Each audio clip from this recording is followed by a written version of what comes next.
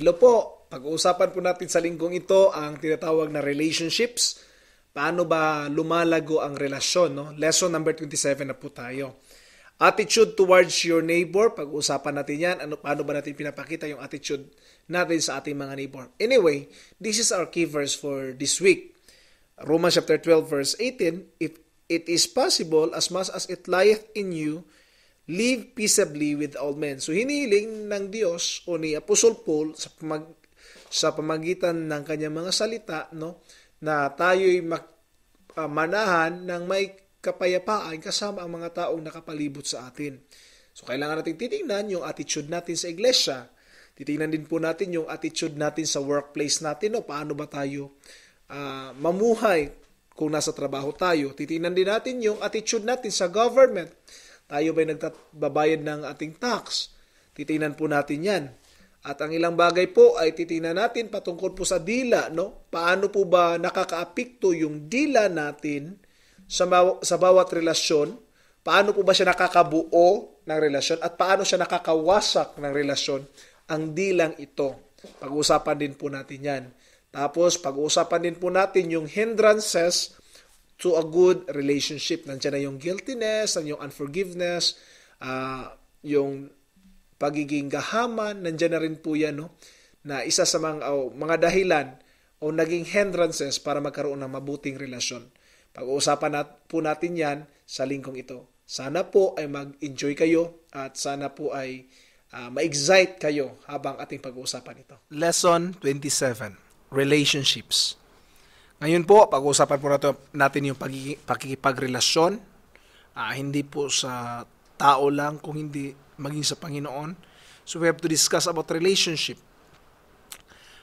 Basahin natin yung Book of Romans, patuloy mga kapatid. At yung memory verse natin ngayon is Romans chapter 12 verse 18. If it be possible, as much as lieth in you, live peaceably with all men. Isa po sa desire ng Panginoon na tayo po'y mamuhay ng mapayapa sa lahat ng kasamang lahat ng mga tao. Probably we have diversities of ideas, opinions about other people.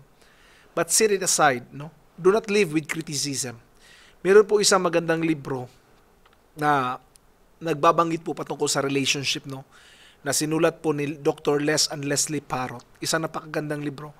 At doon ko po natutunan yung ilang mga prinsipyo at nagbibanggit din po siya ng mga ibang mga verses that deals with relationship. Another book po na gusto ko po i-recommend sa inyo is How to Win Friends and Influence People by Dale Carnegie, na kung saan ay tinuro niyo po yung paano ba makipag-deal sa tao sa tamang pamamaraan. No?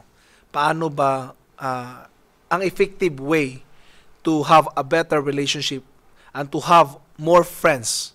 So patuloy po natin yan, mag-aral po tayo. No? At as of now, I will be discussing about relationship from the biblical perspective. As children of God, we should have good relationship with the members of our family, friends, and associates. We frequently fail to maintain good relationship because of our sinful nature, the hurts and scars of past sin, and the habits of attitudes we have developed. Paul tells us that we should be transformed by the renewing of our minds. Romans chapter 12 verse 2. This changes our attitude towards our neighbor, the church, the workplace, and the government. We have to understand na kailangan po tayong matransform. Kailangan po tayong magbago. Kailangan po tayong mag-develop ng napakandang relasyon. Hindi lang sa mga kapatiran, maging sa tagalabas. So let's start with attitude towards our neighbor. No? Ano ba dapat ang yung relationship natin? Paano ba dapat tayo makisalamuha with regards to our neighbor? What did Jesus command in John 15:12?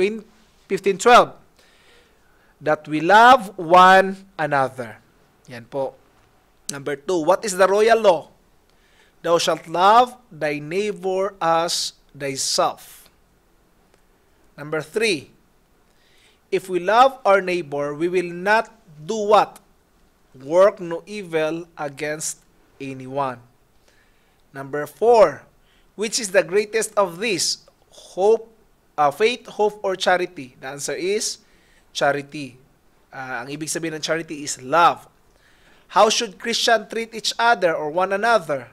Letter A, be kind to one another. Letter B, be tender-hearted. Letter C, forgive one another. Then how should we forgive one another? As Christ forgive us. Number 6, what happens if we do not forgive others? The answer is, the Lord will not forgive us. Ganun lang kasimple. So, ang attitude dapat natin sa ating mga kapitbahay is, we have to love them, no? Because love is the key. Kung sinabi mong royal law, kuan po yan? Divine. It is heavenly. It is about the kingdom. No, thinking about the kingdom. We have to love our neighbor. Not thinking evil. Hindi tayo mag-iisip ng masama against sa kanila. So napakahalaga po ng love na ito. Bakit? Kung iniibig natin ang ating mga kapitbahay, ang mga tao na kapalibot sa atin, hindi tayo mag-iisip ng masama laban sa kanila. Kasi at isa pa dyan, magpatawa din tayo. Kasi kung hindi tayo marunong magpatawad, hindi rin tayo papatawarin ng Panginoon.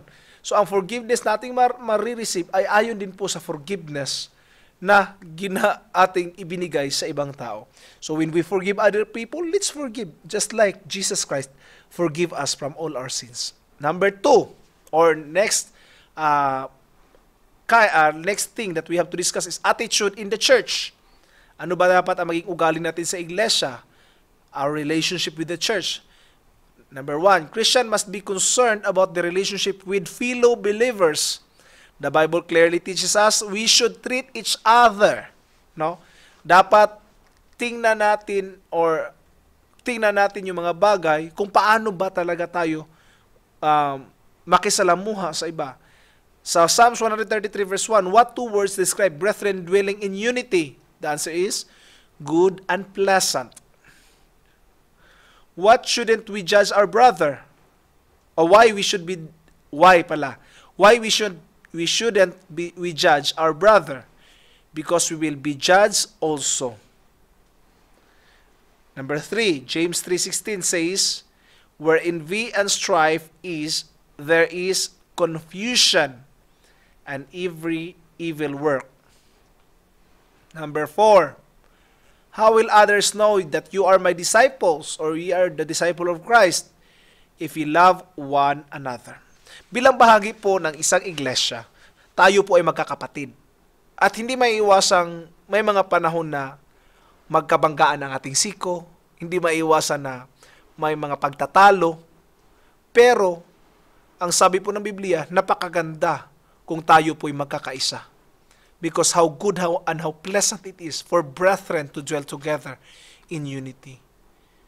At sana hindi natin i-judge ang ating kapatid, no? Kung maaari ngayon pa lang bago siyang mananampalataya at meron siyang struggle at napapansin mo na hindi pa siya nagbabago, yung ugali niya hindi pa nagbabago, yung pananamit niya hindi pa nagbabago, yung mga alahas niya nandyan pa talaga, hindi pa talaga maialis-alis sa kanya yung mga bisyo niya, then do not judge them.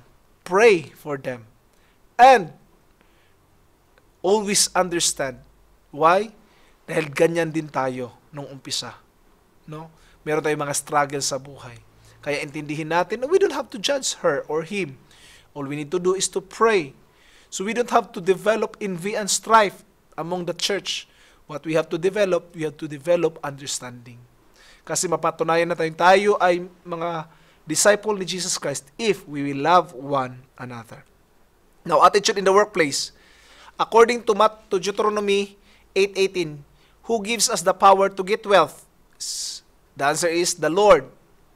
Number 2, each of us has a desire to excel and succeed. However, in spite of our best efforts, we still have one other factor to consider. Psalm 75 tells us where promotion really comes from. It comes from God. The answer is God. Read Colossians chapter 3. This pertains to our employment and our attitude to our employer. Paul says, our work should be done heartily as unto the Lord and not to men. Number 4, being Christian is not excuse to be slothful. An unfaithful man is like a broken tooth and a foot out of joint. Number 5. Consider these several characteristics and action and check the ones you think make good worker. So the answer po dyan is early starter. Yun lang po talaga nag-isa. The rest ay hindi na. Now, let's start. Sa trabaho po natin, dapat natin intindihin na ang Diyos po ang nagbibigay sa atin ng kayamanan. Hindi po sino pa. God gives us the opportunity to earn. Pero ang tanong, paano ba natin ito ginagawa? Dapat po ang bawat isa sa atin ay makaintindi na huwag tayo humingi ng promotion mula sa amo natin. Why? Because only God can gives us promotion. Gagawin lang natin ang mga bagay pinapagawa sa atin tulad ng binanggit ni Paul, na gawin ito ng buong puso na para bang ikaw yung nagtatrabaho sa Diyos at hindi sa tao. Dapat din nating tandaan na hindi tayo dapat maging pabigat sa ating trabaho. Hindi yung tulog lang ng tulog, no? Dapat bilang isang Kristiyano, dapat pagdating sa trabaho, maaga tayong pupunta. Hindi dapat tayo tumitingin sa relo. Ay, alas 12 na, break na. No, hindi ganon. Bagkus, ginagamit natin ang oras ng tama. Hindi natin tinitingnan lang ang oras dahil gusto nating matigil sa trabaho. O di kaya extended yung lunch break, no? Imbis na hanggang 1:00 lang, gusto mo talaga mag-extend hanggang 2:00 para kukunti na lang ang panahon. O di kaya nagwi-witness ka during the company time, no? Wini-witnessan mo yung kasamahan mo. Hindi po maling mag-witness, pero wag gamitin yung panahon ng kumpanya na inyong pinagtatrabahuan para sa pagwi-witness. Another is late arrival, late na dumating. O di kaya quitting early, maagang aalis. So, mga disadvantage po yun, no? Mga pangit na ugali ng isang worker. So what will be our attitude? Let's give the best that we can as if we are working for the Lord. Pagdating naman sa gobyerno, ano ba dapat ang maging ugali natin, no? Pagdating naman sa government, this is our relationship. Romans chapter 13 verse 1 to 7. Sa verse 1, it tells us that we should be subject unto God or unto the higher powers because they are ordained or ordered by whom?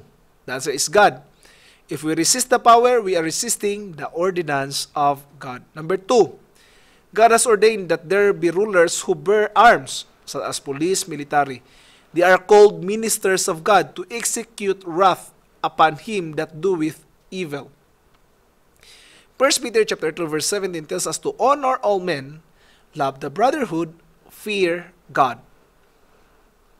Number 4, 1 Timothy 2 tells us that we should pray for all men that are in authority, that we may lead a quiet and peaceable life in all godliness and honesty. Number 5, what does Jesus say about paying taxes in Matthew 22? We should pay them. Okay, ano ba talaga dapat ang ugali ng isang Kristiyano? Pagdating sa gobyerno, huwag po tayong magreklamo sa gobyerno.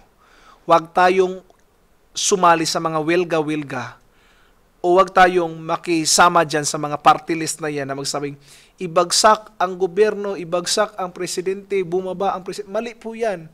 Because we have to be subject to the powers because it's God who ordained them.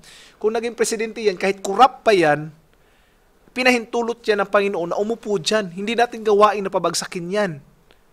Pinahintulot yan ng Panginoon na maupo yan siya dyan. So let's just still honor them because they were ordained by God. Kasi kahit pa titingnan natin, maaaring sabihin na, nanalo yan, corrupt naman. Yung iba niyang kalaban, corrupt din naman yun ah. So, what we have to do is just to respect and pray for them, no? Another, yung mga nagbibitbit ng mga armas, irespeto natin yung mga pulis at saka military. Kasi tinawag din sila na ministers of God.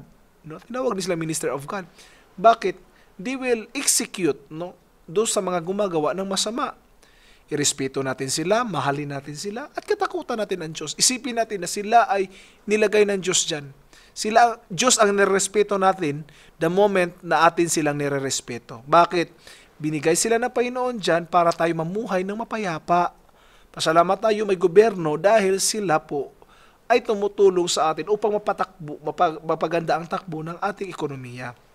Another is, we should also pay the tax. Minsan kasi may mali din sa sistema eh, 'di ba? Minsan Ang mga mahirap, ayoko magbayad ng tax, mahirap na nga ako, hindi pa ako magbabayad ng tax. The truth is this, mahirap ka man o mayaman, kailangan mong magbayad ng tax because that's necessary. That's necessary. We have to pay our tax. Kung mayaman, total hindi naman humihingi ng malaki sana di ba? We have to pay our tax. Kung halimbawa, mahirap ka, pastor, mahirap lang ako Paano ako magbayad ng tax? Hindi naman ako sisingilin ng gobyerno. O siyempre, hindi ka hihinga ng gobyerno kasi ang pera mo kulang. Ang pinakamaganda mong gawin ay ganito. Kumuha ka ng sidula. Taon-taon. Every January, kumuha ng sidula at magparehistro.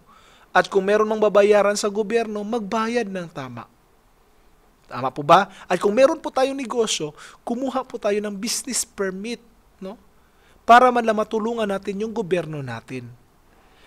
So, yun po dapat ang maging attitude ng isang Kristiyano. Huwag tayong magnakaw sa gobyerno. Sabi sa kanila na sila ay mga korap. Tayo naman ay hindi bumibili o nagbabayad ng ating sidula. So, isa rin tayo sa mga korap.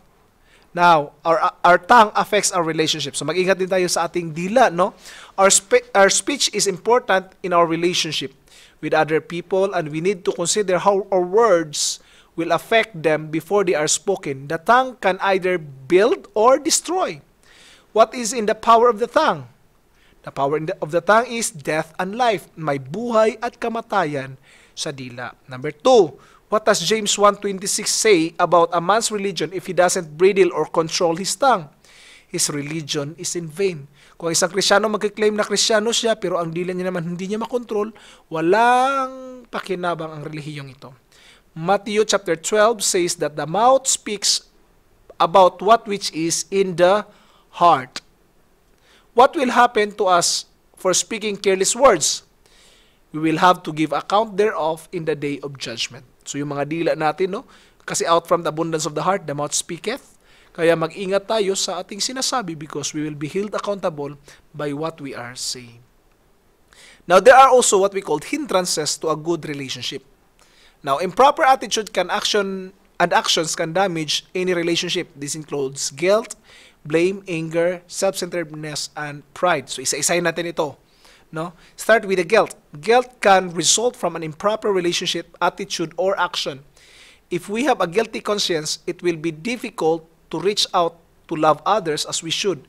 The Bible teaches us the proper response to guilt. Ano bang dapat pala?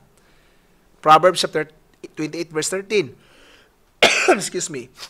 He that covereth his sins shall not prosper, but whoso confesseth and forsaketh them shall have mercy. So, ang kailangan is i-confess and i-forsake. Hindi lang basta hinga ng kapatawaran, kundi talikdan. How is guilt removed? If we confess our sins, God will forgive us. So, just confess, no? Another, blame. Blame and anger. Blame and anger are common response when we have not dealt with our guilt. Often, when we are confronted with our wrong action, we either blame someone else or retaliate with anger because we got caught. Minsan, galit yung di ba? Mag-asawa galit. Pag ating ng asawang lalaki, galit na galit siya. Walang pagkain, ganito, ganyan. Kasi may ginagawa yan. Yun yung tinatawag na overt behavior. Pag may tinatago ang tao, meron talaga siyang gagawin just to cover up the things that he has done through blame and anger. So when God asked Adam if he ate the fruit of the tree, what was his response? He blames Eve for giving him a bite of it. Diba? Nagtuturuan na sila. Si Eva kasi, sabi naman ng iba, yung ahas kasi. Yung ahas naman, wala namang ituro kung sino. Diba? Blames. Life is not always the way we want it to be. We may experience anger because people or things displace us. But remember this, that we are still the one in control.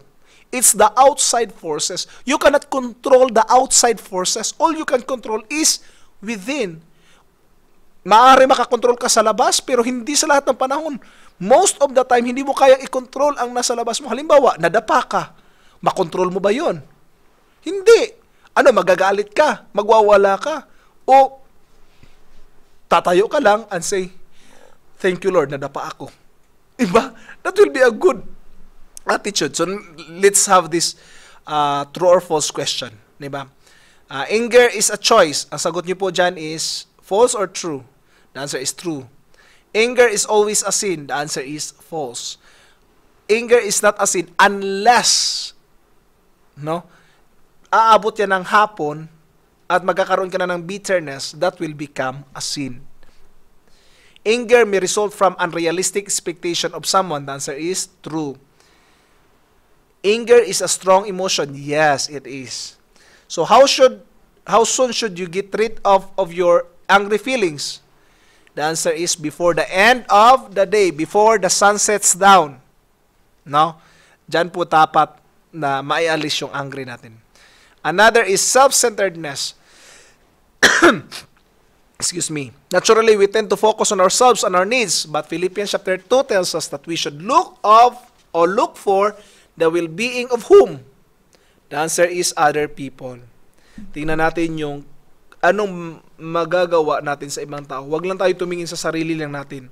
Romans chapter 12 verse 10, Paul describes 3 attitudes that should govern our relationship with others. Number 1, be affectionate or devoted. Number 2, brotherly love. Then number 3, honor. Huwag tayong mag-isip sa sarili lang nating kapakanan. Isipin din natin ang kapakanan ng ibang tao. Ano ang pwedeng mararamdaman ng iba? Atin din niyang pagnilay-nilayan. Another, pride. Pride can frequently get in the way of good relationship. Yung pagmamayabang, pagmamataas sa sarili. For I say unto you, to every man that is among you, not to think of himself more highly than he ought to think. No, wag tayong magmayabang, wag tayong mag-isip ng mas mataas ako sa kanya, mas magaling ako sa kanya, mas banal ako sa kanya. We become hypocrite pag ginawa na natin 'yon. Number 2, pride goeth before destruction and a haughty spirit before a fall. So ang mga taong nagmamayabang will be lead towards destruction. In Proverbs chapter 6, Solomon lists 7 things the Lord hates. What are they? Number 1 is lying tongue. Number 2, hands that shed innocent blood. Number 3, wicked imaginations. Number 4, eager to do mischief. Number 5, false witness. Number 6, a proud look o becoming proud. 1 Peter chapter 5 verse 5, ano sabi doon? God resisted the, answer is proud, and give it grace to the humble. So wag po tayong magmayabang, no? Kasi yung yabang, nako, lulubo yan, puputok yan. Babalik din niya sa atin. Offense and forgiveness. In Matthew chapter 18 gives us instruction in the event of fault if someone has wronged us. To whom should we go first to discuss the matter? The answer is to the person at fault in private. Read Proverbs 18. What is the harder to be won than a strong city? A brother who is offended. Number 3, what should we do when we realize that we have offended someone? The answer is we should reconcile to him or with her. Number 4, how does the Lord respond to a person who will not forgive another? The forgiving person will suffer mental anguish or will be tormented. Okay? Ganito. Kung nagkasala tayo, no, meron naka-offend sa iyo, tapos pumunta ka doon sa altar at mabigat pa rin, huwag kang basta mag-alay. Bakit? It will never help you. Go to the person privately, talk to her or him, sabihin mo yung pagkakamali, and pray for one to another. Then, offer your sacrifices unto God. Bakit? Because it will hinder your prayer. Makakapigil po yan sa panalangin natin kung tayo po ay merong bitterness and hatred sa puso natin if we cannot forgive other people. Another, kung halimbawa ang brother natin na offend, mabackslide yan, naku, napakahirap yan. Mas madali pang talunin yung isang syudad kaysa kapatid na na-offend. Kaya kailangan po, kung tayo magkasala, we have to reconcile. Makipag-reconcile tayo. Ayusin natin ang ating relasyon sa bawat isa. At magpatawad tayo. Why? The moment we forgive, we release the prisoner free. And we soon realize that the true prisoner is not really the one who was offended, but we, the one who doesn't know how to forgive. No? Tayo mismo na hindi marunong magpatawad ang siyang naging prisoner. Pero kung tayo magpapatawad, tayo'y nakalaya mula sa pagkakabilanggong ito. Summary. God frees us from penalty of sin and then enable us to function in meaningful relationship to help others. As we get to know God better, we understand more what true love is, and that this love should be motivating force in our relationship. 1 Timothy chapter 1 verse 5 says, "Now the end of the commandment is charity, or love out of the pure heart and of a good conscience and of faith unfeigned or genuine." Since we are no longer empty vessels but rather filled and satisfied, we can reach out and touch others in meaningful ways that will draw them closer to the Lord. So let's develop a right attitude to develop a right relationship, not only with the Christian but also with people who are outside the church. Within this week po, i-memorize po natin ang Romans 12:18. Patuloy natin i-memorize yung mga verses natin ang na-memorize.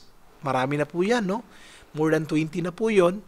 So, let's continue to memorize. Basahin din natin yung book of Romans at habang nagbabasa tayo, makinig tayo sa Diyos.